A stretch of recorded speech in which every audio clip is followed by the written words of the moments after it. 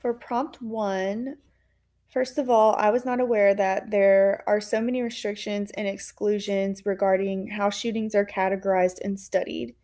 I learned about the lobbying that was done by the NRA, which caused the CDC to stop conducting research on gun violence. I think it is a serious issue that so much data is disregarded on a federal level when gun violence is literally a public health issue. To me, this seems blatantly corrupt and wrong because it puts all of our lives in more danger. In the article, the authors discuss how the definition of mass shooting has always been constrained, which makes it hard to properly understand the full range of gun violence and its patterns. One aspect they discovered in their research was how the media covers shootings where the perpetrator is killed the most and gang affiliated shootings the least.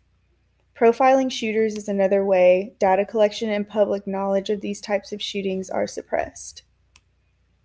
Personally, it terrifies me that there isn't more legislation on gun control. Every time I hear of a mass shooting that has happened at a school, I think about my kids and it feels personal. I hate the fact that organizations like the NRA have such control over policies that put us and our kids in more danger. As a parent, it's hard to send your kid to school knowing it isn't the safest place for them to be, in large part due to gun violence. For the second prompt, I believe the authors describe the paradox of gun control by pointing out the fact that despite so much public support for more gun control, nothing really happens. According to their survey, this is probably due to the fact that pro gun activists are more likely to get involved in politics. I think it's disappointing that there isn't enough activism in terms of getting stronger laws passed. However, the NRA will continue to do whatever they can to prevent that from happening.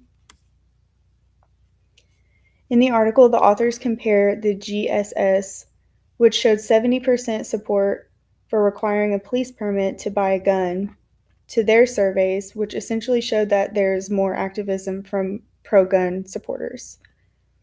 This is part of the reason why there hasn't been much progress in terms of laws being passed, in addition to strong lobbying from the NRA. There obviously needs to be more activism for gun control, but I'm not sure what it would take to get more public interest and support. It would help if political leaders could make gun control a priority and be more vocal about what they will try to do to help. I'm personally for more gun control, but I will admit that I haven't done much in terms of activism. It almost feels like a lost cause living in a state that is heavily influenced by the NRA. This article definitely inspired me to look into more ways that I can get involved, even if it's just writing an email or making a phone call.